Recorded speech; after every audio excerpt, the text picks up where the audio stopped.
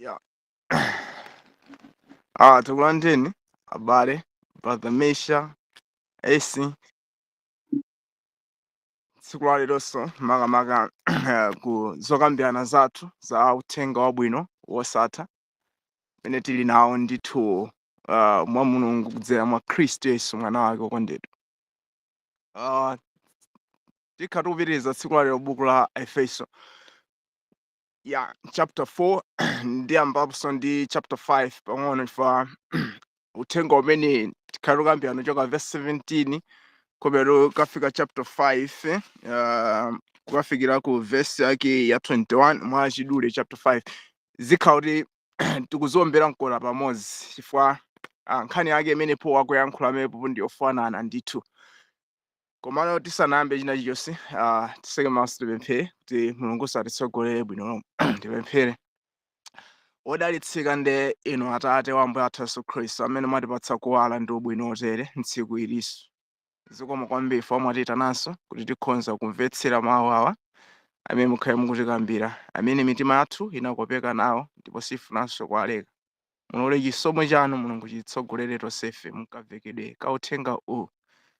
Mutithandize kuchiritsidwa kotheratu kuyambira mzimu wathu, malingaliro athu komanso matupi athu onse kuti zonse zikafikire zamphumphu ku ubwino wanu. Chifukwa cha dzina la Yesu Khristu mpulumutsi wathu, kufuna kwanu kuchitidwe. Amen. Tsiku la lero tinati tikupitiriza ndithu buku la Efeso limene takhala tikuchita nalo. Ndithu leroli tikhala tikupitiriza chapter 4 verse 17 komanso chapter 5 mavesi amene ali kutunda kukafika cha verse 21 ndi ngoanena enawo ndi awo mwachidule chifukwa uthenga wake ukuoneka ofanana ndithu. Monga Mulungu atitsogolere tsiku la lero tikhala tikuzitumphula kuti zonsezi kodi zofuna zitithandize chani ku bwino wathu wa umoyo wa Chikhristu. Ikulandirenso ngachiwiri ndithu. Neno mutu wa chochitika cha tsiku la lero tikhala tikukambiranapo pa nkhani tikhala tikukambiranapo pa nkhani ya njira yatsopano ya amitundu ndi zimene tikhale tikuzikambirana.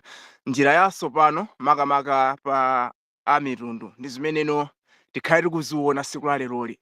Amitundu amene nthawi zambiri amadziwikapo ndi makhalidwe onyansa. Tingoti anthu amene sali mwa Khristu Yesu sitingayembekeze chabwino china chilichonse mwa iwo. Chimene tingayembekeze ndi kuonapo zoyipa zokhazokha, komano ndikhulupirira kuti tsiku la lero tikhala tikuonapo zinthu zina. Ambiri mwina akhala akuganiza zonena kuti uthenga uwu timakambirana kuti kukhala mwa Khristu Yesu mwina chifukwa choti timakhala tikuwaonesa anthu kunena kuti pali ubwino ndithu wina umene timaupeza osachokera pa malamulo kapena mu zintchito zathu.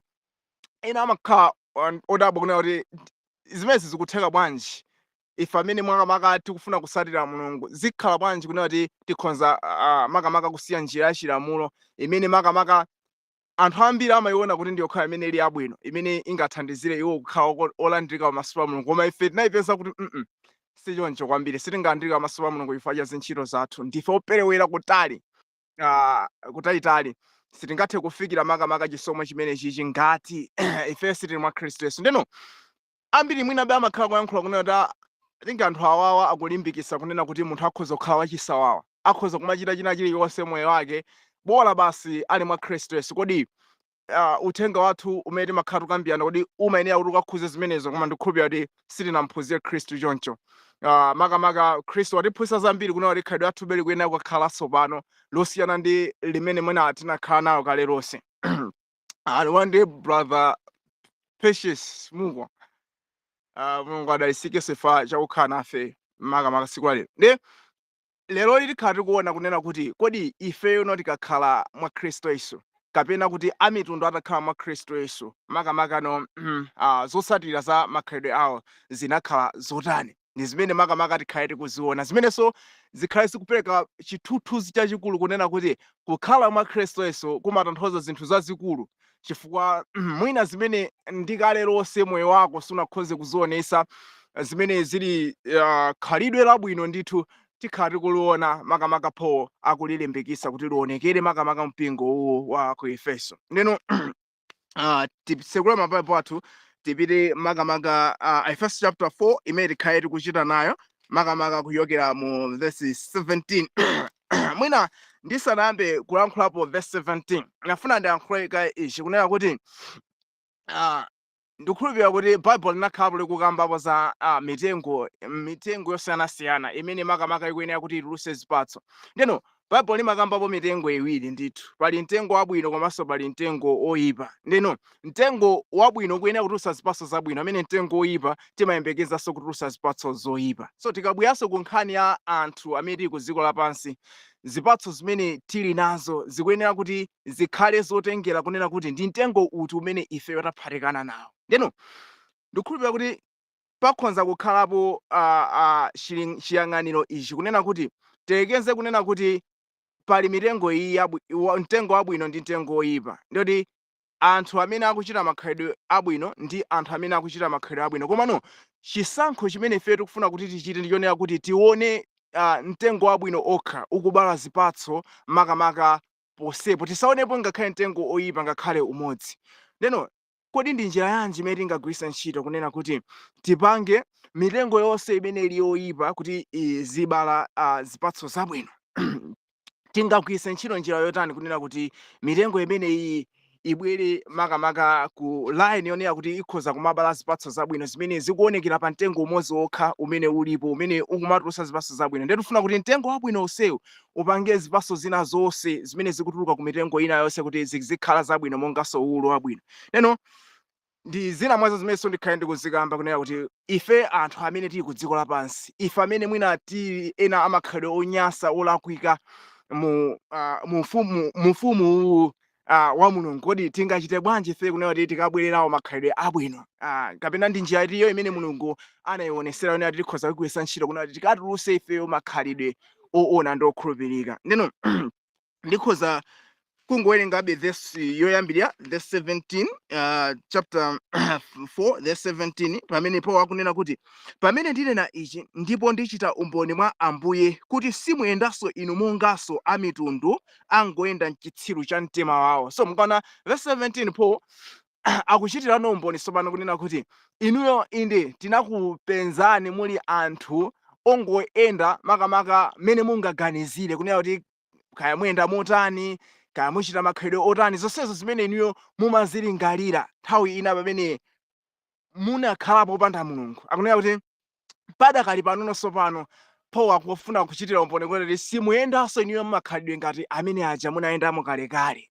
Ndoti mwa njira ina pali njira ina yatsopano imene a mitundu yatumphukira yonena kuti akuyenera kuyendamo mmenemo, akuyenera kukhazikika mmenemo. Ndoti zina zonse zimene anali kuzichita kale lonse sizikuyeneranso kuonekera makamaka pamene iwowa avala umoyo wa munthu wina amene Khristu mwa iwo. Ndeno zimenezinso ndi zimene zikuyeneranso zibwere kwa wina aliyensenso amene inde anapanga chisankho chokhala mwa Khristu Yesu, kunena kuti zolakwika zina zonse zimene zinalipo ingakhale mbuyo sitikhulupirira kuti zikhala zikuonekera chifukwa cha njira yatsopano imeneyi imene tikhale tikuiwunikira. Ndino ndimanena kuti mitengo wabwino ulipo umodzi pamene mitengo inayo yoyipa imene ikubala zipatso imenenso ikuyimirira anthu amakhalidwe osiyanasiyana amene makamaka tili pa dziko lapansi, ameneno tikuyenera kuti tilumikizike makamaka ku mtengo umodzi. Tikabwera ku Mateyu chapter 7 verse ya 17 Yesu Khristu anaonesapo chinthu china makamaka pokambapo nkhani ya zipatso komanso mitengo. Ndananenapo kunena kuti mtengo wina uliwonse wabwino kuti umaziwika ndi chani? Ndi zipatso zake. Ndi verse 17 anena kuti sizingatheka kuti mtengo umene uli wabwino kupereka zipatso zoyipa, komanso sizingatheke mtengo umene uli woyipa kupereka zipatso zabwino. Ndeno tikabwera kuganizo lomweli tiona kunena kuti chikhalidwe cha anthu okhala pa dziko lapansi sizingatheke ngakhale pang'ono anthu amene analekana ndi mtengo wabwino umene ndikhale ndikuonesera kunena kuti akhoza kutulutsa zipatso zabwino ngakhale titapanga njira yotani tikhulupirira kuti sizingatheke. Chifukwa chani? Mtengo wabwino umene Bible limaonesa makamaka Yesu Khristu zimene amaonesera kunena kuti ndiye yekhayo amene ali wabwino amene akhoza kupereka zipatso zabwino kwa anthu. Anthu sangakhale otulutsa zipatso zabwino chifukwa choti iwowa ndi mitengo yoyipa ndithu. Mwa iwowa kapena kuti munazalikapo chinthu china chake chimene chili chosemphana kwambiri ndi chimene chili mwa Khristu Yesu. Ndeno ndi makamba zonena kuti tingapange njira yanji kunena kuti tilumikize makamaka mitengo iyo ipayi makamaka ku mtengo wabwino uwu kutinso zikakhoze kubereka zipatso zochuluka. Ndibwereka ganizonso lina la ku Aroma chapter 11 verse 17 kungoonetserapo makamaka pa nkhani ya amitundu kunena kuti kodi iwowa Paulo zimene akuachitira umboni kunena kuti sakuyendanso monga mwakale mmene amayendera mu malingaliro a uchitsiro wa mtima wawo umene anali nawo. Timazozonera kuti tikakamba anthu onse amene akuyenda makamaka mu njira yopusa kapena ya uchitsiro ndiyoti ndi anthu amene samalingalira kuti mu mtima mwawo mukhoza kukhala Mulungu, kapena kuti ndi anthu amene samalingalira kuona kuti kuli Mulungu amene akhoza kumawatsogolera iwo tsiku ndi tsiku. Ndeno nthawi ina amitundu chifukwa chosalingalira zoti kuli Mulungu, chifukwa chosalingalira kuti Mulungu amakhala mu mitima ya anthu, chifukwa chosalingalira kuti ndi Mulungu yekha amene akhoza kuwatsogolera iwo kuchita ubwino, anapeza kuti anayenda mu makhalidwe ovunda. Komano tsopano papa njira imene ayipeza iyi tsopano Khristu Yesu amene wavumbulutsidwa kwa iwo ndodera kuti akufuna kusintha china chilichonse, kwasintha kale kapena kuti china chilichonse cha umoyo wawo. Ndeno tikabwera ku Aroma chapter 11 verse 17 mu nkhani yomwenso ya mitundu Paul anatsindikapo kwa uza chinthu china chimene chidachitika kwa iwowa anthu a mitundu. Verse 17 ananenapo kunena kuti koma ngati nthambi zina zinathyoledwa ndipo iwe ndiwe mtengo wa zitona wakuthengo unamezanitsidwa mwa izo nugawana nazo zamuzu za mafuta a mtengo wake. So tikabwera ku verse ya Roma chapter 11 muona kuti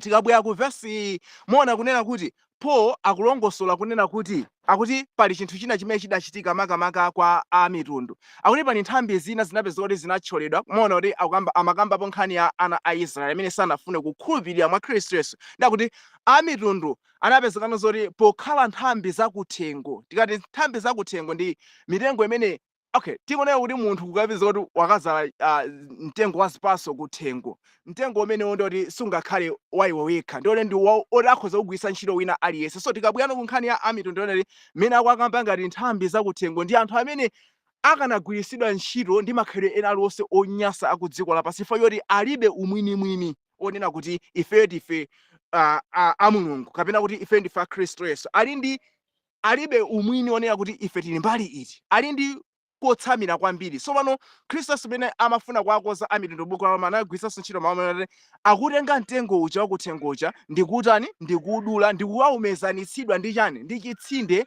cha mtengo wina umene uli wabwino umene si winanso koma ndi ndani ndi Khristu Yesu. So njira imene ndimayinena kunena kuti tikonze mitengo yoyipa kuti ikhale mitengo yabwino kuyode pali njira iyi imenenso ingakhale anthu amaphunzira ngakhale ku school timati grafting methods, kutenga makamaka nthambi ina nkukayiphatikiza makamaka pa chitsinde cha mtengo wina wake. Ndeno izizi ndi zimene Bible likuonesa kuti ife ngati tikufuna kuti njira zathu zisinthe kotheratu, komanso zimene Paul akuzionesa m'buku la Efeso kuti anthu amitundu kuti njira zawo zikonzeke akutengedwa iwo aja ndikukaphatikidwa pa mtengo umene uwu, ndipono tikuona zinthu zatsopano makamaka zikutani zikuonekera pamenepopo. Ndeno njira imene ndiyodalirika ndithu ndiyotipezekaso kuti tsinde ilili limene makamaka lamezanitsidwa ndi ku nthambi izizi momona unenono tsinde limene lizitulusa makamaka china chilichonse fayani nthambi izizi ndoti zipatso zonse zimene zikakhale zikutuluka uku zidalira makamaka ku zonse zimene zikuchokera ku chitsinde uku ndoti muzu makamaka chitsinde chimene zonse zimene zikuyimira ndani umoyo wa Khristu Yesu. Ndeno ndimekaye pang'ono chifukwa cha akwasana ena amene angofika ndingwa mwana ndingochoseka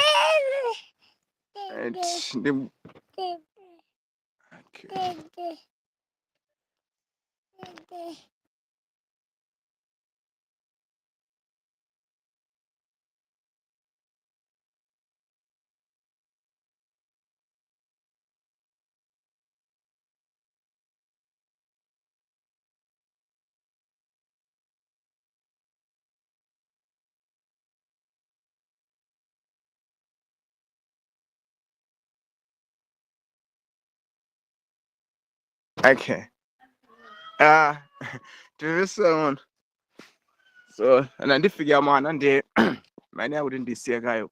Ndeno ndimane akuti ndiye kuti nthambi Khristu Yesu anakambapo mu Yohane chapter 15 Yohane chapter 15 anena apa kunena kuti iyeyu ndi mpesa weniweni andife ndife nthambi neno ifepo khala nthamba kuti sitingakwanise ife kubereka zipatso zabwino ngati ifeyo sitikhala mwachani mwa mpesayo amene ndi Khristu. Neno mona kunena kuti ifeyo ngati nthambi tikukatengedwa makamaka ku mitengo yathu imene tinali nayo imene imatipasa okay kapena kuti ifeyo ngati nthambi tikukachosedwa ku mitsinde imene ifeyo tinali kale kumene makamaka kumatuluka zipatso zonyasa ndeno tukatengedwa kumene chako ngati nthambi ndikuzamezanisidwa makamaka pa tsinde lina limene lili Khristu Yesu umene uli umoyo wake wa Khristu. Neno mmene tamezanisidwa ndi Khristu muonaona kuti tikukatumpulana ifeyo zipatso zochokerano muchani mu mtengo umenewu sitizikabalanso zathu zina ayi komano tizikabala zimene zikuchokera muchani mu tsinde limene talipezali chifukwa chani madzi ndiye kuti osochokera ku muzu okay madzi onse amene amachokera mu nthaka ndoti ndi mizu imene izatenga kapena kuti zina chiyonse imene zichitika ndoti zikuchokera kupasi kwa tsinde lila mtengo limene talipeza umene uli umoyo wa Khristu Yesu ndoti chifuniro chathu chonse ndoti chikhaudi apa pachatani chathirapompa ndi njira yokhayo yodalika imene Mulungu akuyigwiritsa ntchito nati makamaka ikhoza kukonzera miyoyo ya ife tonse amene tili anthu amakhalidwe onyasa. Neno tikasiseka mkati ingakhalenso pali vesi imene ndimafuna kuti ndingoyonesa kuti pali njira yoona yokhayo imodzi imene ili yodalika imene dziko lonse lapansi likuyenera kuti ilowemo ndi kunena kuti ikakwanise makamaka kupereka ilili khalidwe labwino limene kwathu ena silinazindikike chifukwa kuti sanali mwa Yesu. Ndeno mwachitsanzo ngati Yeremiya chapter 6 verse yake ya 16 pali mawu ena amene amandisangalatsa kwambiri makamaka poonesa zazinjira zimene zilipo ku dziko lapansi zimene ambiri mwina akhoza ziganiza kuti ndizokhala zimene zingawathandizire kuti akhale mu bwino ndi Mulungu. Kati ndingopite kwa Yeremiya chapter 6 verse yake ya 16 okay nthawi ina mavesi ngati awa tinkagwiritsa ntchito molakwika komano ku bwino wa Mulungu tsopano mmene tili mwa Khristu Yesu timatamba kuzindikirapo zinthu zina. Verse 16 akunena kuti Yehova atero imani njira ndi kuona funsani za mayendedwe akale mmenemo muli njira yabwino muyende mmenemo ndipo mudzapeza mpumulo wa miyoyo yanu koma anati sitizayendamo. So tikabwera ngati ku Bible la Chingerezi limalongosola kunena kuti muli zinjira imaonesa kuti njirazo si imodzi komano njirazo zipo zingapo komano mukakasakasaka pakati pa zinjira zija mukapeza kuti pali njira imodzi ndi inakatsindika kunena kuti pali a way imene ili yabwino imene muli mpumulo ndithu wa miyoyo yathu imene tikuyenera kuti tonse tikatani tikayendemo mmenemo. Ndeno atimakosana ena anafika kunena kuti ife sitingakwanise kuyendapo njira imene anayikana njira imene. Ndeno ife amene tili mwa Khristu Yesu pali njira yokhayo yodalirika imodzi kapena kuti dziko lonse lapansi imene ikuyenera kuti ilowe mu njira imene ikunena kuti ikakhoze kutumphula makhalidwe awo abwino amene tikhalire kwaona m'buku la Efeso chapter 4 kunena kuti kodi makhalidwe amene atatumphula bwanji. Neno mona kuti ambiri amalankhula zonena kuti tikhoza kutumphula makhalidwe amene wa munkuyesesa kwathu mu njira zathu zonse zimene tikhoza kuchita makamaka kumenyera nkhondo kwina kulikonse kumene ife tikhoza kuyesa nako mwina tikakwanise kutulutsa khalidwe labwino zimenebe malingana ndi ulendo wathu umene takhala tikuwona makamaka tingakhale mwaji mwa Khristu Yesu zimene taziona kuti ndizosatheka chifukwa ena mwa ife tinayesa kulimbika kotero kunena kuti mwakatikonse makhalidwe athu koma zinatani zinakanika zolakwika zovunda zinapezeka bwino zikutulukabe yani mkati mwa miyoyo yathu komano njira iyi imene tikufuna tizilimbikisana tsiku ndi tsiku mmoyo wathu wa Chikhristu ndiyodalirika ndithu tikaona kuti zambiri zikhala zikutheka ndithu zimene mwina takhala tikuzikayikira kunena kuti ife tizikwanisadi kuzionesera izi muziona zinthu zizi makamaka zikuoneka ngati ifeyo tilowe mu line imene ipo phatikana ndi umoyo umene ndikhale ndikubwereza kuonetsera wa mwa Khristu Yesu. Neno tikabwera mu chapter chomwe chapter 4 wiki zapita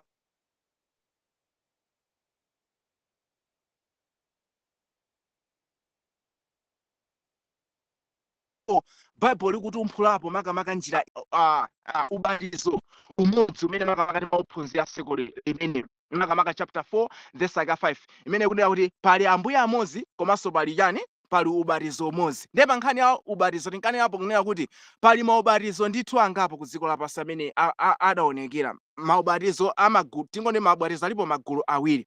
Pa ubatizo woyamba umene umakhuzana ndi nkhani umene umazika kwambiri ndi kuti ubatizo ngati wa Yohane kapena kuti anthu aliwonse akuyenera kuyitanidwa kunena kuti atembenuke mtima komanso aonesere zipatso zachani zakutembenuka mtima mwa iwo eni zimeneno ndikukhulupirira kuti izizi zidzakhala zili zokanika kwa nthawi yayitali kunena kuti anthu abwera atembenuke mtima then kenako akaonesere makhalidwe abwino zimapezeka kuti zikukanika chifukwa choti mwa iwowa anthuwa mulibemo chani mulibemo chabwino ndeno pali ubatizo wa namba 2 umene tinawuona umene dziko lapansi lonse likuyitanidwa kuti lilowe umenemo ndiwo ubatizo wa mwa Khristu Yesu kulandira mzimu umene ndi wa Yesu kunena kuti ukhale mwandani mwa ife ndeno ngati ife tili ndi umoyo umene wa Yesu Khristu sitinso tikachita kukakamiza kuti katuluse khalidwe abwino chifukwa iye khaya amene ali mwa ife ndi amene ali wachani ali wokonzeka kothera amene uli umoyo wabwino opanda banga opanda chilema so ngati kapitiriza kunyamula moyo umenewu ndi kuyang'ana moyo umenewu tizikapezeka zoti noti kutani tikukhala ofanana ndi umoyo umenewu wandani wa Yesu Khristu ndi chifukwa chino pono akuonesera njira iyi yatsopano tsiku ina ndikakambapo sokunena kuti tikabwera ku nkhani yawo bwino umene makamaka timakhala tikufuna Bible limasindika ndithu pali Masalimo 143 verse yake ya 10 imene imaonesera kunena kuti mzimu wa Mulungu wokha ndi umene uli wachani ndi umene uli wabwino nde ngati ife tanyamula mzimu umene uwu tisakayikire ndithu tizikapezeka zoti tsiku ndi tsiku tikusanthulika tikubwera muchani mu umoyo umene uwu thinki tsiku lina ndekuti phunziro losatira limene ndizakhala ndikupitiriza ndizakhabe ndikuoneserabe makamaka mbali ina ya ena ali mwa Khristu Yesu komano amapezeka zonena kuti akudabwa kuti inebe komano kusintho chenicheni cha umoyo wanga pa nthawi ina yake ndimaoneka otentha pa nthawi inoyi koma panopa ndikuonekabe kuti ndikupita pasi so tizakhala ndikuziunikira nkhani ngati zimene zonene chimachitika ndi chani komano tsiku layo ndofuna ndikambe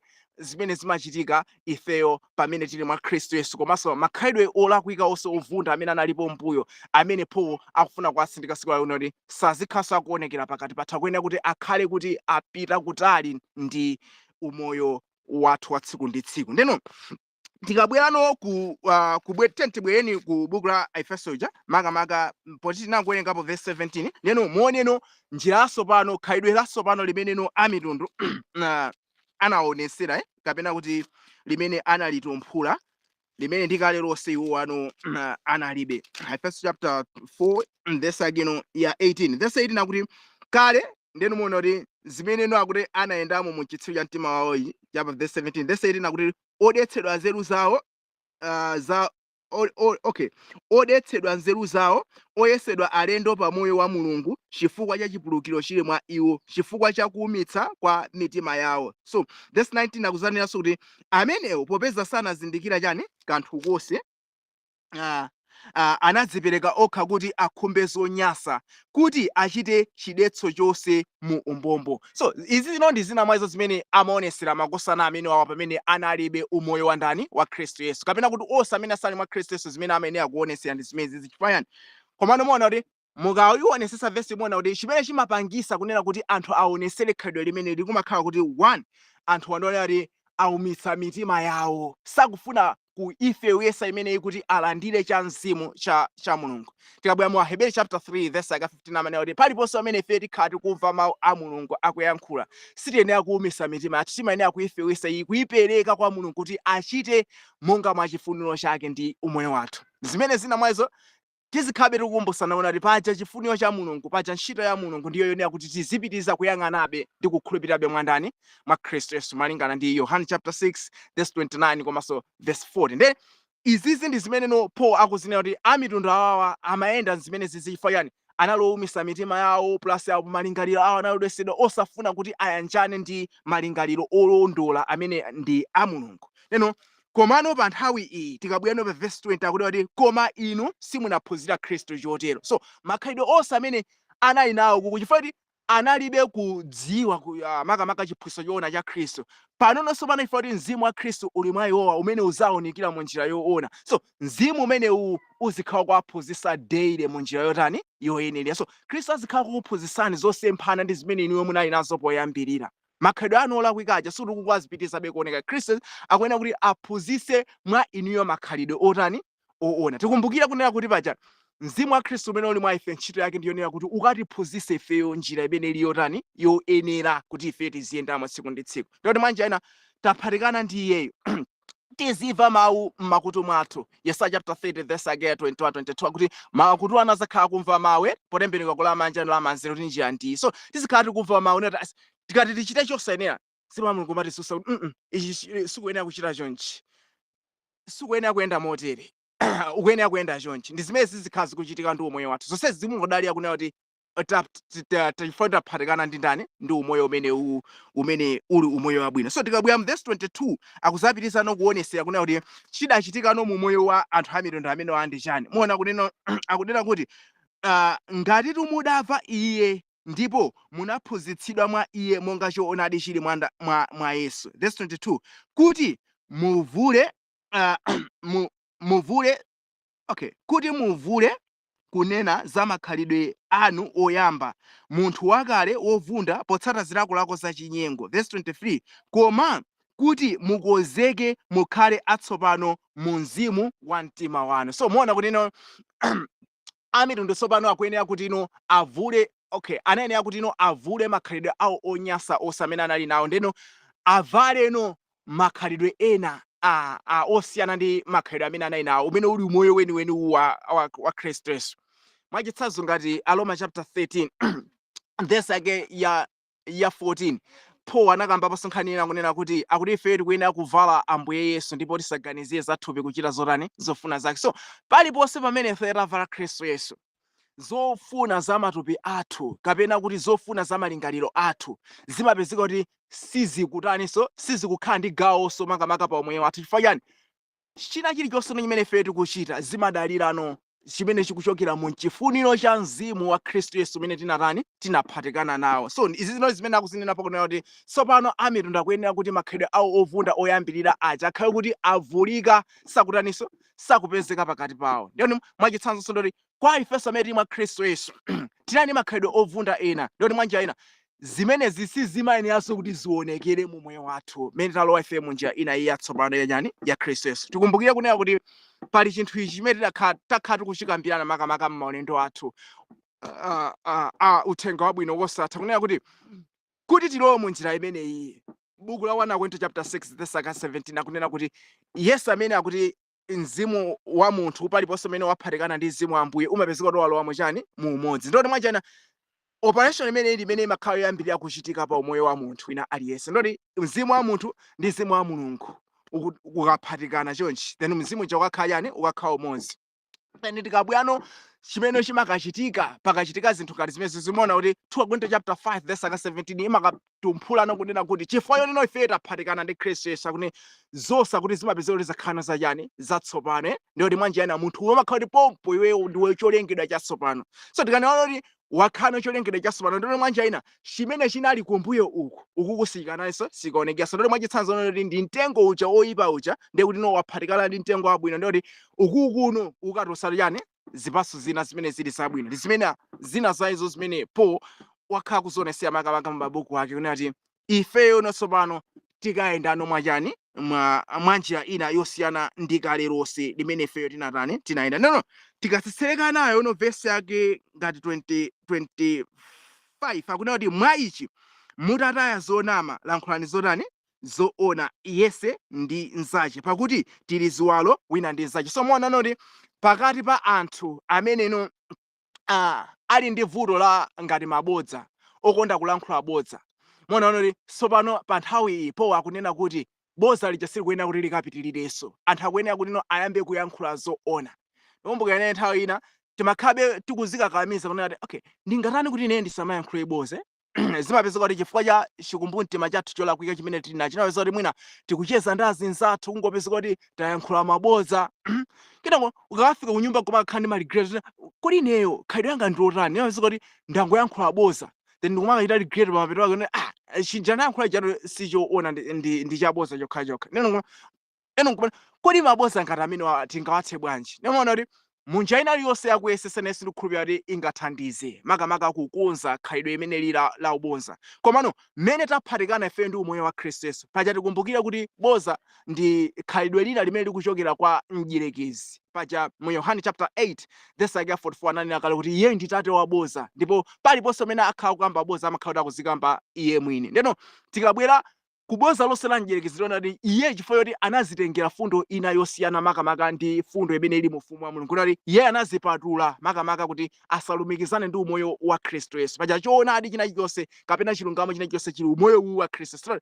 So chifukwa choti iye anazipatula mwa Khristu Yesu, sizingatheke kuti choonadi chimene chili mwa Khristu Yesu chionekere mwa iye. Ndeno pamene mabodza onse, zolakwika zonse, zonama zonse zimapezeka zikutuluka chani mkamwa mwa iye. Ndeno kwa iwonso anthu amene anatenga fundo iyi ya mdierekezi, kunali iwonso amene analekana ndi Mulunguyu, sizingatheke mwa njira inalese kuti pakamwa pawo patulire zoona. Ndeno muona kuti apa pano amitundu awa amene waonesera kale Paulo kuti muli mwa Khristu Yesu, muona kuti akuwatsimikizira kuti mwaniyo simukuyeneranso kutuluka chani, simukuyeneranso kutuluka mabodza, mukuyenera kuti muzilankhulana zoona wina ndi mnzake. Nkhani yake ndi chifukwa kuti chimene chikakuthandizani kuti iniwo muyankhulane choona wina ndi mnzake ndi chionera kuti iniwe sizingathekenso kunamiza m'bale wanu kapena kunamiza iniwe bwenzi lanu. Chifukwa yani mmene talowa mu moyo uwu ndionera kuti wina aliyense paja tikumbukira kuti ife amene tili mwa Khristu Yesu tonsefe ife tili ngati yani, tili ngati thupi limodzi chifukwa tamwesedwa mzimu umodzi umene ndi wa Khristu Yesu. Neno kodi ndi zotheka kunene ndikanamize munthu amene ali mzanga wa chiwalo chimodzi mu moyo wa Chikhristu?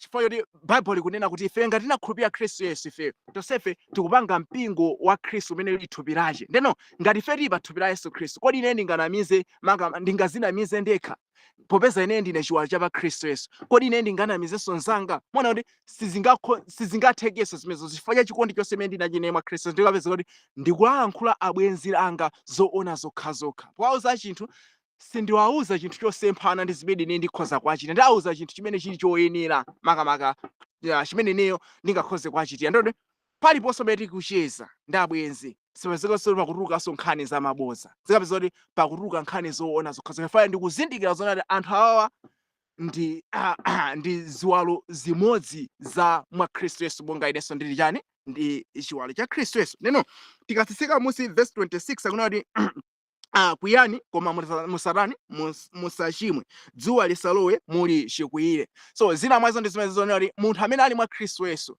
izi zimayenera kuti zionekere kwambiri. Unaona ni khalidwe kuti umakwiya pafupi, izi sizimayenera kuti zichitikenso. Of course zimabwera pa umoyo wa munthu, unati wayankhulidwa ndi anthu ena ake zokhumudwitsa, kupeza kuti pamene popo mwina amene wachita ndiyo I think munthu sanandichite chabwino, kupeza kuti mwina ukuganiza zoti ukhoza kumkwiyira, komano paliponse pamene mmene ukuchoka pamenepo chifukwa kuti uli ndi nature ya Yesu kapena kuti uli ndi chilengedwe china chatsopano cha Yesu Khristu, ukangochoka pamene pachapa papeza kuti pakupachitikapo chinthu china. Mafuna apa ndingoyitirapo ngati umboni za umoyo wanga nthawi yake zimene ndinali nazo, chifukwa khalidwe lili ndi lokwiya linali limodzi mwa ilo pawo chani pa umoyo wa ineyo. Unati munthu wongondichitira china chake makhoza lako kumkwiya loko tsiku lonse, mwina osamuyankhula, mwinaso either mwina kwa masiku angapo ndithu kapenanso mwina wiki imene kuti osamafunanso kuti ndiyankhulane naye makamaka mangozimva kuti ndioboyeka naye munthu uje.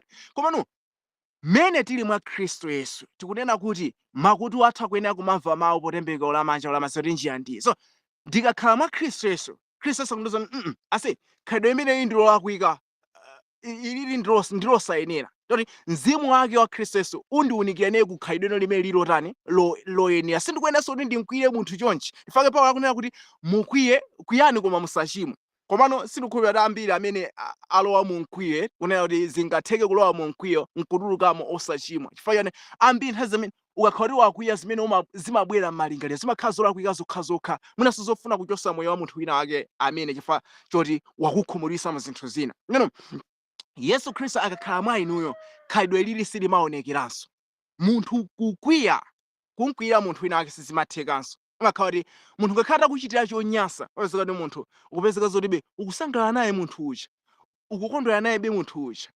Tsiku lina zinandichitikapo pakhomo pathu ndi mkazi wanga, nene yakuti tinyamuke tipite tikaone makolo kudiyalira.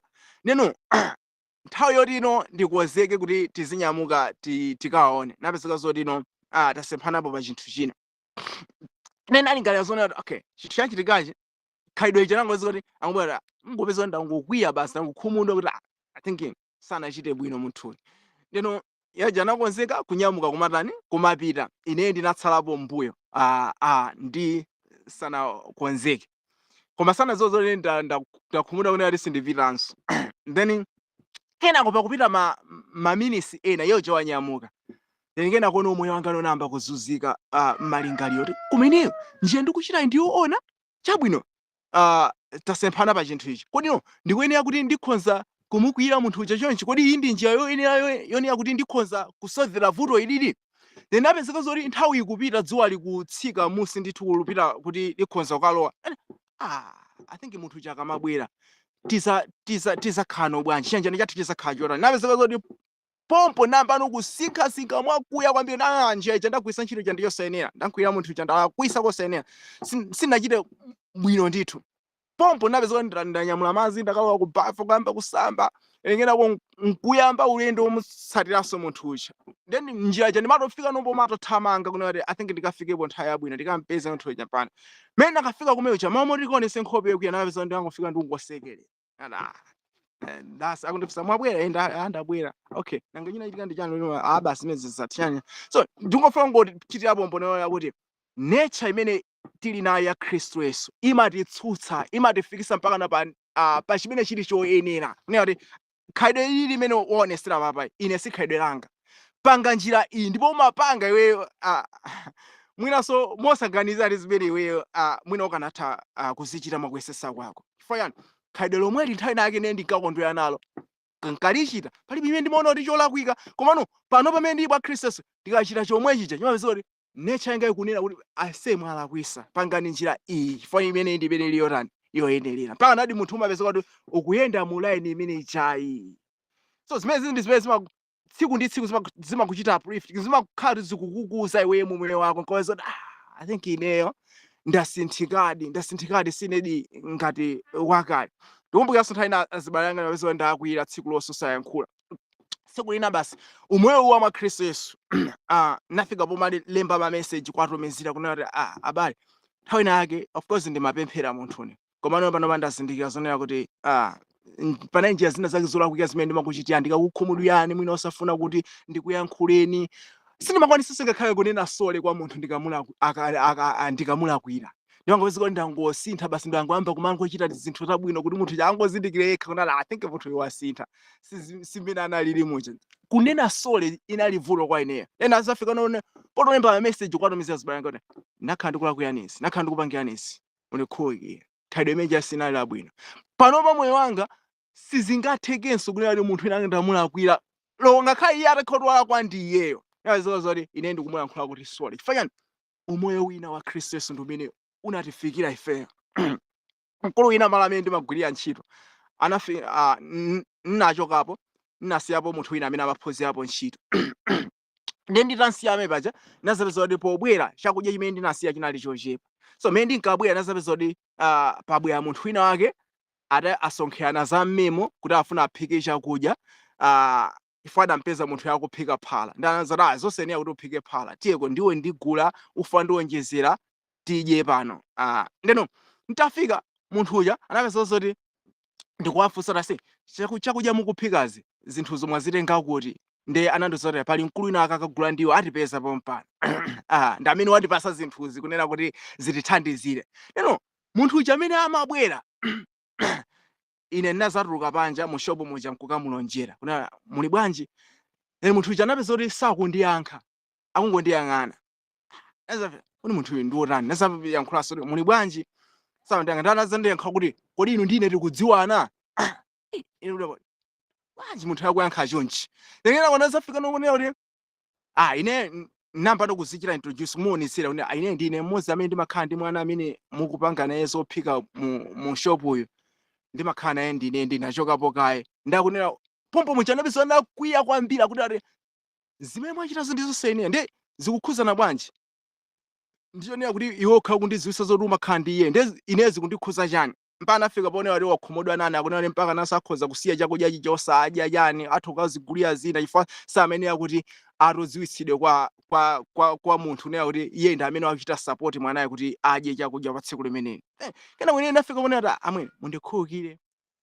Ndeno ndilatero nanyamuka amene paja ndikumapita ku chigayo cha chimanga imene ndinanyamula kuti kagayisa. Ndapita nacho ku chigayo pokabwerera munthu chanapeza kuti mwana uja wazindikirisira akulu amene uja ndi amene akundiphunzitsa ine ntchito malo ano. Mwalakwitsa ndiyo momwe yankhula zosayenera. I think apa mwina mukuyenera kuti mumpepese munthu. So atacha kenako anazafika pondiwuza kunati ase pepa undikhululukire sindimazozona ali ndiwe amene umakhala ndi mwanayo mushopo. Iwo ali chiganizo chawo ifoni ne side ya Mozambique amaganiza kuti ndife anthu aku Mozambique amazika ndali apezeka anthu akwachita chipongwe alendo chane ndamaona ngati kuti neno ndili amosi mwa iwo. Neno kenako anapezeka kuti munthu uja amene kuti mundikhululukire. So muone kunena kuti kodi no umoyo umene anthu amakhala opanda nawo Khristu Yesu pa nyengo ngati zimene zizi ambiyapeza kuti ayamba kuchita react mosayenera mpaka namwina sokufuna kumenyana nawo anthu aja mwina kuwathamangisa kumene kuti amwene chokani chifukwa zimene mukuyankhula zipano pandi pa shopo panga yani komene sinayankhula zimene zipaka nazo zoti okay akulu zimene zitayini ndime moyo umakhalira. Neno izi ndingofuna ngopeka isazo pa nkhani ya kukwiya kunena kuti khalidwe lina liyonse la kukwiya limene anthu ambiri amalionesera lokwiya azinzawo mwina osafunanso kuwayankhula ngakhale kwa iwo anthu amene awaputa kumene mwina osafunanso kuyanjana nawo munjira ina iliyonse. Zimene jazi ndi makhalidwe olakwika ndithu osayanjana ndi amene ali mwa Khristu Yesu. Ndiye ndifake po akunena kuti anthu akhonza kukwiya komano lisalowe dzuwa kana lichikwire komano nkhani yako ndiyonena kuti kukwiya sikuyeneranso kuti kupezeke pakati pa ife amene tili mwa Khristu Yesu. Tikuyenera kuti nthawi zonse tikhale chimwemwe ndi anthu tikhale mumtendere ndi anthu chifukwa chimene chimatipangisa kuti tikwiye ndife papezeka kuti taputana ndi anthu komano mmene tili ndi Khristu Yesu kodi ife tiziputana ndi anthu muona kuti tinalandira ife chipatso china. Mwagalatiya chapter 5 paja verse 22 pali zipatso za mzimu ndiye mukaona kuti pa zipatso za mzimu ukapeza kuti pali mtendere chimwemwe zonsezo zimene zizi zikupezeka ndi anthu okhawo amene apanga chiyanjano chili ndi Khristu Yesu. Ndiye maana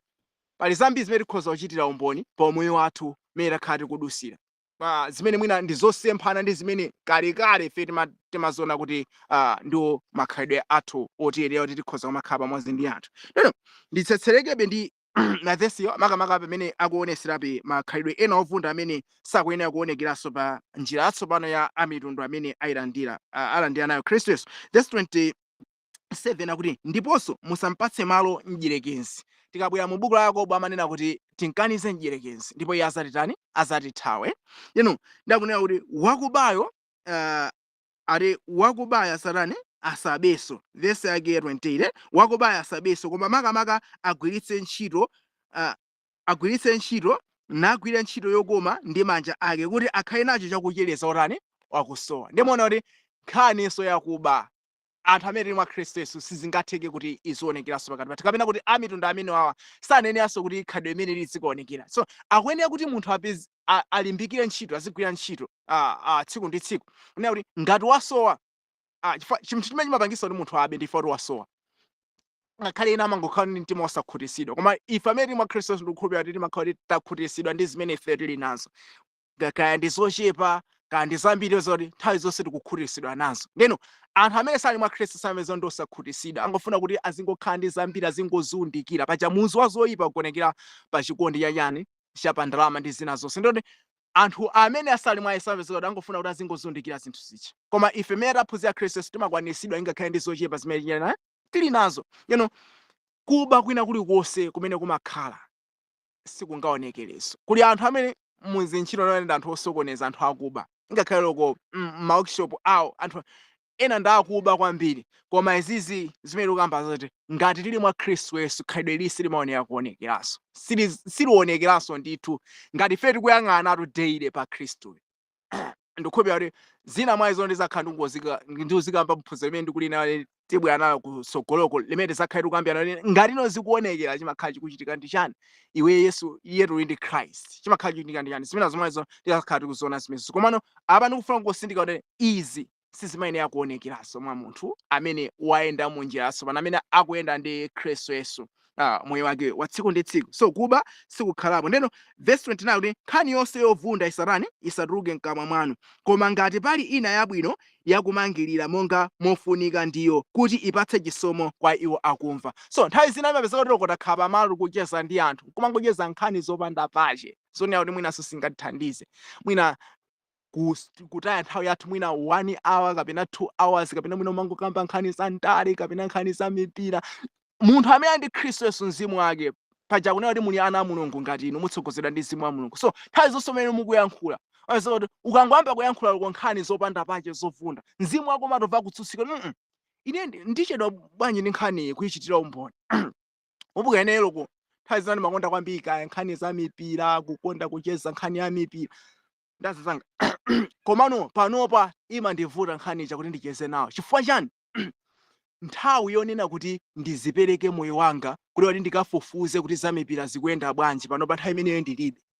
Ndeno anthu loko ndapeze panopa akucheza, ndingachitire bwanji umboni za mipira zinthu zimeneneyo? Okay, sindinafufuze mbiri yake kuti kodi panopa mpira kuyenda bwanji, ndingamakacheze bwanji ndi anthu aja nkhani ya mipira yeti ineyo sindikupanga za mipira. Ndemona kuti ngati ndingazikakamize kuti ndicheze nawo ndoti mapira ake ndiyankhulapo boza. Chifukwa yani ineyo experience imeneyo panopa simene ndikuyenda padakali panopa. Ndeno khani tikakhala pamalo tikayamba kucheza umapezeka zoti mukayamba kucheza nkhani zosayenera umapezeka kuti mtima wako kuona I think nkhani izizi siziyenera kuti ine ndiyike nawo ndamanga. Chifukwa yani sindikuzidziwa sinjira zimene ine panopa ndimazitsata ndizosiyana kwambiri ndi njira zimene ine panopa ndikuzitsatira. Uyikira bwanji uyikira bwanji umboni kapena uyankhula bwanji mochuluka pa nkhani za zandale zimene iweyo supanganawo za zandale? Zitheka bwanji? Sizingatheke. Ndimapeza kuti nkhani zovunda zachabe pakamwa pa munthu amene ali wa Khristu Yesu zimapezeka kuti zikukanika kuti zituluke. Ukazikakamiza kuti zituluke umapezeka kuti moyo wako iweno wangozimva nazo sole. Pa moyo wako ngomva kuti koma ine ukakhala pa ukhoma ungozida ndaula koma ine pamene chema ndingakhale 2 hours 3 hours 4 hours tukambiyana nkhani zimene zichazi. Phindu lake la moyo wanga limene ndalipeza pa kukamba zinthu pecha phindu lake ndi chani? Zotsatira zake ndi izi zino verse yake ya 30 akunena kuti ndipo musafetse chisoni chani. Mzimu Woyera amene mwasindikizira naye chizindikiro kufikira tsiku la maomboledwe anu. Mwanjona zimakangokupasani iweyo chisoni pa zimene iweyo wazichita zicha. Koma ine ndachita chani? Ndachita chosenera. Chifukwa nthawi yake ndinkapeka zonali ingakhale loko mafoni amene magwisa ntchito sizingatheke kuti tichita spend kaya 1 hour 2 hours 3 hours ma Facebook nkumangoona zinthu zopanda pache zoti sizingatipindulitsa. Ngati mukupezeka ma Facebook, ngati mukupezeka ma WhatsApp, ngati mukupezeka kaya ma YouTube, mungapezeka kuti mukusakasaka zinthu zimene zithandizire moyo wanu wa chipulumutso, moyo wanu wa mwa Khristu Yesu. Khalidwe lanu limene munalipeza mwa Khristu Yesu likuzipezeka kuti likuumbika likupitirabe chitsogolo. Simukuyizichitanso kapena kuti simuzichita expose kapena simukuzipereka ku zinthu zingati zimene chazi zonyasa zimene zikhoza kuononga makhalidwe anu. Chifukwa pali zina ndithu zimene zimachitika ngati mungazikakamize kuti muzikakhabe zimene zindikirani kuti pabwera chinthu china chimene inuyo chiwononga khalidwe lanu labwino licha limene mwina mwa Khristu Yesu. Komano munthu amene ali mwa Khristu Yesu akazikakamiza mu njira zimenezozo zimapeza kuti chikumbumtima chake kapena ku umoyo wake angozimva kuti sindinachite motani moyenerera. This yageno ya 31 akuti chiwawa chonse ndi kusha mtima ndi mkwiyo ndi chiwawa ndi mwano zichotsedwe kwa inu ndiponso choyipa chonse. Verse 32 koma mukhalirane okoma wina ndi nzake akukhululukirana nokha monganso Mulungu mwa Khristu anakhululukira inu. So nthawi zonse ifeyo ndi abwenzi amene tili nawo tikuyenera kuti tikhale oyanjana ndithu ingakhale okhululukirana mphulupulu zathu. Petro anafika poyankhula kufunsa Yesu Khristu ine wamanga wanga ndingamkhululukire kangati kodi kasanu ndi kawiri? Koma Yesu Khristu anafika poyankhula kuti osati kasanu ndi kawiri kokha ayi mu Mateyu chapter 18 ngati sai Luka chapter 18 osati kasanu ndi kawiri kokha ayi komano ingakhale 70 kuchulukiza ati kasanu ndi kawiri 490 times. Zimene ndikukhulupirira kuti sizingakhale kuti zingachitike ife ndi anthu amene tikukhala nawo pakati pathu. Munthu angatira kuire ngakhale more than 490. So Yesu Khristu amangofuna kungopeka ithu tiziyenera kuti kukhululukira kwathu sikuyenera kukakhala kwa malire. Tikuyenera kuti anthu amene tikukhala nawo ifeyo kaya atilakwira ifeyo tizingokhululukira iwo mangawa awo daily sitikhala nawo mu mkwiyo wina uliwonse tikhala nawo mchenjani zimene zizi ndi zosatheka ndi munthu amene alibe Khristu Yesu tapeza kuti tikukhululuka tikakhululuka nonati akulu munandira kuya siku chani apaso mandira kuya then siku naso akulu munandira kuya siku chani apaso mandira kuya ngakhale kukhululuka kwanthu kumakhala kwabodza komano ngati tili ndi Khristu Yesu tizakhululuka ndi mtima wonse chifukwa chani ngati mwankhululukira paja munthu akuyenera kuti mmene wavutika muntani mumpase iye chimene chili choyenera ndikumbukira m'bale wina titafika malo ena ake tinkayenera kuti tikakhalirawo pa maphunziro ena aza uthenga wabwino omweyo anapeza kuti anangompezapo munthu wina kuti analakwirana naye nthawi ina yake titanyamuka pamene paja kumapita ku nyumba anakayankhula mawu onena kuti ase kumalo kuja sindipitanso enafunsa simpita chifukwa chani akuti ndaonako munthu wina wake kumene kuja anandichitira zinthu zoyipa kwambiri andipangira izi anandibeya anandipanga zakuti nena ine nafika pomva chisoni akulu soona mukakane kukapezeka kumalo kumene kuli uthenga wabwino chifukwa cha munthu wina wake amene munalakwirana naye sonyeza kuti mwanja ina munthu uja anasunga chinkwiyo pa munthu uja akuti safuna mpakana womwe kumotani kumuona koma munthuyo wesa kuti ndi munthu amene ali amapita ku chechi amapembedza ndithu ndi munthu amene ingakhale chiona ali chinama chizoambi kusatira kama history otani so izi ndingopeka chitsanzo yenera kuti umoyo wa mwa Khristu Yesu si umoyo one ati timachita kuphunzirira kapena kuti si umoyo umene tingakhonze kuupata kwina kwake chifukwa chone ati basi chifukwa kuti timawerenga kwambiri matani no koma ndi chifukwa kuti tinaphatikana ndi iyeyu basi ngati sitiphatikana ndi Khristu Yesu tikumbukira tizindikira zonena kuti sitingakwanise fe kulowa muchiyanjano chichi ndi anthu amene tinawo ku dziko lapansi tiweza kuti anthu tikuwasungira mangawa anthu tikuwakhala nawo mikwiyo zimene Yesu ife sanatiphunzitse motere kapena kuti zimene tsiku ndi tsiku mzimu wake sikutiphunzitsa nazo zimenezi paja tifa daily buku la 1 Korinto chapter 15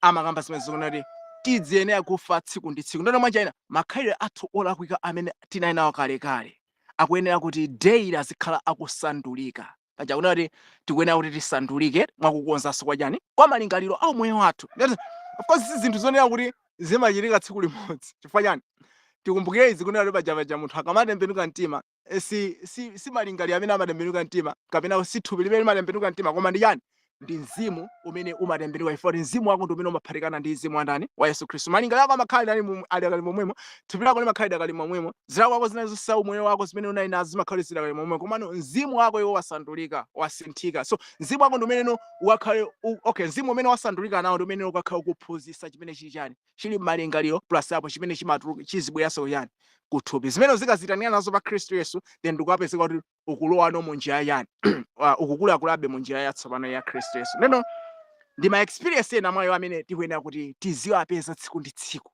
mmene ife tinayanjana ndi umoyo wandani wa Yesu eno mwina kundizingo pilamo mothamanga monga ndi manena kale kunena kuti chapter 5 iso kuyambira verse yake ya 1 kafika makamaka verse 21 khani yake ndi yofanana yomweyi ndi mayendedwe atsopano amene Khristu Yesu wawasiya pakati pa ndani pa anthu amene tili mwa Khristu Yesu neno tikabwera ngati chapter 5 mona kuti verse 1 akunena kuti chifukwa chake khalani akutsanza Mulungu monga ana okondedwa verse 2 ndipo yendani mchikondi monganso Khristu anakukondani inu nadzipereka yekha m'malo mwathu chopereka ndi nsembe kwa Mulungu ikhale fungo lonunkhira bwino verse 3 koma dama ndi chidetso chonse kapena chisiliro zisatchulidwe ndi kutchulidwa komwe mwa inu monga kuyenera oyera mtima verse 4 kapena chinyanso ndi kulankhula zopanda pache kapena zopusa zimene siziyenera koma makamaka chiyamiko verse 5 pakuti ichi muchidziwa kuti wadama yese kapena wachidetso kapena wosilira amene apembedza mafano alibe cholowa mu ufumu wa Khristu Yesu so izizi ndi maumboni azolakwika zambiri zimene anthu amakhala kuzionesera ngati asali mwa Khristu Yesu zonsezi pomwe achidula ngonena kuti zisaoneke pakati pathu sizikuyenera kuti zikhale zikupitirira pakati pathu ife tinayanjana ndi Khristu Yesu ndipo tili ndi umoyo watsopano so umoyo watsopano umene ukuyenera kuti uonekere ku dziko lapansi anthu achitire umboni zonde ifeyo Yesu akulamulira chani akulamulira mitima yathu zodesa zonse zapezekenso pachani pakati pathu anabe nkhani ndimayilingalira kuti ena akhoza linga zimene zimadesa moyo wa munthu ndi chani paja ena amaganiza kuti zodesa zimene zimadesa moyo wa munthu akuti ndi zakudya ndi chani kumbukirani kuti Yesu Khristu paja ananenapo kunena kuti zimene zimadesa munthu si zimene zimalowa komano zinthu zimene zimatuluka chani mkati mwa munthu ndono mona kuti chimene chimakatuluka kwa iwe ndi chani chimakachokeraso ingakhale ku lingaliro limene likuchokera kuja mzimu wanu kapena kuti zimene zikuchokera muchani tinganoti zimene mumalingalira tsiku ndi tsiku mu ubongo wanu kuti mukubwera zotani, mukulingalira zotani, mtima wanu ukukhumba zotani, zimene zikuchokera mkati mmenemo chakuti ndi zimene zimakapanga munthu kuti akhale odeseka. Ndayo Khristu pofuna kukonza umoyo wa munthu kukhala watsopano mwana kuti mzimu umene ujawu lingaliro la munthu lija limene laphatikana kothana ndi umoyo wa Yesu Khristu. Ndeno verse 6 akuti kuti asakunyengeni inu munthu ndi mawu opanda pache, pakuti chifukwa cha ichi chifukwa cha izi umadza mkwiyo wa Mulungu pa ana akusamvera. So tisanamizike kuna kulikonse ndi wina aliyense ndi mawu ena aliwonse opanda pache. Chifukwa yani ngati zilole zimene zakuti umadza mkwiyo yani wa Mulungu pa ana akusamvera, paja mkwiyo wa Mulungu zimatanthauza kuti Mulungu atileka ifenso tikhaso ndi Mulungu sayenda nafenso. Ngati ifenso tikuyenda ndi Mulungu zotsatira zake zikakhala yani, tikapeza bwanji ubwino pamene amene ali wabwino mkati mwathu atachoka, asakuyendanso ndife, asakukhala ndi sinife. Nomwe kuti pabwerano zinthu zambiri mu moyo mwathu zimene timawaona kuti I think awa ndi matsoka kapena kuti ndi matemberero. Of course tili mwa Khristu Yesu timapezeka tikumanabe ndi zina zopsinja zimene ina akamaziyerekeza ngati matsoka kapena ngati matemberero, komano I think zina zomwezo tikuyenera kuti tizazionekirenso makamaka pa mavuto enanso amene akhoza kubwera pa nkhani ya mmene tili ndi Khristu Yesu. Komano ena amakafika pona kuti umoyo wa Khristu Yesu umene atayana nawo ayamba kuona zina zodabwitsa I think izi zimene ine ndimene akumazilandira sizionera kuti ndi Mulungu amene akupangisana kuti inuyo muvutikane nazo zinthu zimenezi, kapena kuti ndi Mulungu amene akukulangani, koma nkhani yonera kuti chifukwa choti inuyo Mulungu mwalekana naye ndiye mupeza bwanjiso zabwino zichokera kwa iyeyu, chonsecho inuyo simuli mwa iyeyu. Ndiye verse 7 akuzapititsa kuti chifukwa chake musakhale olandirana nawo, pakuti kale munali mdima koma tsopano muli chani mkuwunika mwa Ambuye, yendani monga ana akuwunika. So pali kale pano pali kuyenera kuti tisanjanenso ndi zimene zija ntchito za mu mdima zimene zinapita. Khristu Yesu paja ndi kuwala. So Khristu amene anafika kuwala, anafika mwa ife akuyenera kuti ntchito zonse za mdima zipezeka kuti zatani zachoseka pakati pathu. Ndoti mwanjana kuwala kokha kwa Khristu Yesu ndikumene kuzikhala kukuwalira chani tsiku ndi tsiku. Ndi verse 9 akuti pakuti chipatso cha kuwunika tichipeza mu ubwino wonse ndi chilungamo ndi choonadi. Verse 10 kuyesera verse 10 akuti kuyesera chokondweretsa Ambuye nchiyani. Verse 11 ndipo musanjane nazo ntchito za mdima zosabala kanthu, koma makamaka muzitsutse. Verse 12 pakuti zochitidwa malo anseri kungakhale kuzinena kuchititsa manyazi. Verse 13 koma zinthu zonse potsutsika ndi kuwunika zionekera, pakuti chonena chakuonetsa chili kuwunika. Verse 14 mwa ichi anena khala maso ogona iwe nuuke kwa akufa ndipo Khristu adzawala payo. Verse 15 potero penyani bwino umwe muyendera si monga opanda nzeru koma monga anzeru. Verse 16 akuchita machawi popeza masiku ali oyipa. Verse 17 chifukwa chake musakhale opusa koma dziwitsani chifuniro cha Ambuye nchiyani. Verse 18 musaledzere naye vinyo mmene muli chani mulichita iko koma mudzale naye mzimu. Verse 19 ndikudzilankhulira nokha ndi masalimo ndi mayamiko ndi nyimbo za uzimu kuyimbira ndi kuyimba m'malimba a Ambuye mu mtima mwanu. Verse 20 ndikuyamika Mulungu Atate masiku onse chifukwa cha zonse m'dzina la Ambuye wathu Yesu Khristu ndi kumverana wina ndi mnzake mkuopa Khristu. Izizi ndi njira zatsopano zimene anthu akuyenera kuti azionetsere ngati ali mwa Khristu Yesu, koma zonsezi sizimabwera chifukwa chakuyesesa kwa munthu, koma chifukwa kuti munthu uyu waphatikana ndi ndani ndi umoyo wa Yesu Khristu. Mwinano ndimalize ndi verse izi makamaka kungomba mkota maka pa ubwino wa njira yatsopano imene imakhala kuti tayipeza ife chifukwa taphatikana ndi Yesu Khristu. Mu Kolose chapter 3 this again one kulekeza 3 Kolose chapter 3 this one kulekeza 3 paliso mawu awa makamaka pa amitundu omwewanso zimene po anazitumphuliranso kwa mpingo wa anthu a mitundu.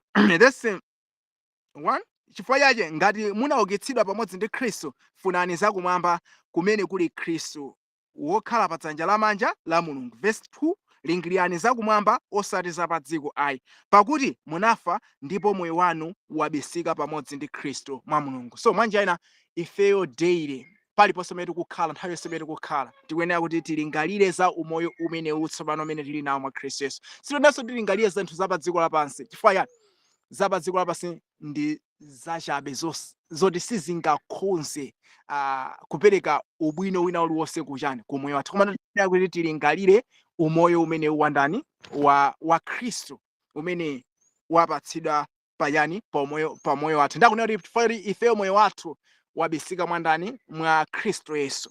Chifukwa kuti tili mwa iyeyo, lero nthawi zonse tilingalire za umoyo umenewu, chifukwa ndi umoyo umene ukhala umene uli wofunikitsitsa kuti utithandizire ifeyo kuyenda mu njira iyi yachoonadi ya Mulungu. Kuti tsiku la lero likhoza kulekeza pamenepa makamaka chifukwa cha njira yatsopano imene amitundu anenera kuyionetsera, makamaka chifukwa kuti Khristu Yesu akutani akuoneka mwayo, komanso yokhaso imene ili yokhazikika kwa ifeyo amene tili mwa Khristu Yesu, kunati zithu makhalidwe ena onse olakwika mmene tili mwa Khristu Yesu sizonali azikhala akuonekera, makamaka kupitirizabe kuyankha kumafunso amene amakhala kuti kukhala mwa Khristu Yesu tizakhala chisawawa. Khadi ayi, mulibe chisawawa china chonse mwa Khristu Yesu. Tikapeza kuti khalidwe labwino limene ena amalifikira chifukwa kuti akuganiza kuti akusunga chilamulo, komano anthu amene ali mwa Khristu Yesu amapeza kuti akulionetsera. Ndeno chifukwa kuti akulionetsera, anthu amaona kuti akuyanjana ndi chilamulo, koma si chifukwa kuti iwo ayanjana ndi chilamulo, koma chifukwa kuti ali mwa Khristu Yesu napeza kuti akuonetsera khalidwe limene lili. Ndeno ife tinalandira chilengedwe china chatsopano. Chilengedwe chake ndiyo umoyo wake mwa ife, umene ndithu utikaniza ife mu chivundi china chonse cha dziko lapansi. Muchoyipa china chonse khalidwe linasolo lakwika silikaonekera mwa ife. Chifukwa yani Khristu akulamulira moyo wathu wa tsiku ndi tsiku. Neno phunziro lotsatira tozakambiranapo nkhani ya bwanji ena apezeka nino akuona moyo wawo kunkanutsikatsika umoyo wa Chikhristu, yet Khristu akuti ali mwa iwo. Bwanji apezeka kuti akuona kuti akunkanatsika. Mwina ndi zina mwazo zimene zakhala zikambirana ndisana malizise buku la Efeso mmene ndasala ndi chapter 5 makamaka kuzaonapo nkhani ya banja la munthu, komanso chapter 6 ndi kuzaonapo malangizo ena amene Paulo anawapereka mu mpingo wake. Mulungu alemekezeke makamaka chifukwa cha phunziro limene tinali nalo. Ndi seka ndi pemphero nyinako zinazo zikhazi kubwera pambuyo. Pemphero. Tupitiriza kulemekezani inu Atate wa Ambuye athu Yesu Khristu amene munatiloweresa ife nkuunika kotere ndi kutiyanjanisa ife ndi njira iyi yatsopano imene ikuchokera mu khalidwe lanu limene latumphulidwa mwa Mzimu wanu. Lezani Ambuye kutithandiza kumvetsetsa komanso kuti tikayanjane kotheratu ndi mzimu umenewu, popeza tikuzindikira kuti sitingakhoze kuchita kanthu popanda inu. Mukhale nafe mu zina zonse zimene tikhale tikuzichita tsiku ili, kaya mikambi yanu yonse ya uthenga wabwino wosatha. Ambuye lolani kuti chiwalire kwambiri mu malingaliro athu kufikira mubweranso. Mulole kufuna kwanu kuchitidwe inde mwa Khristu Yesu mpulumutsi wathu. Amen. Amen. Ndi ngati pali ndamanga kapena funso makamaka chifukwa cha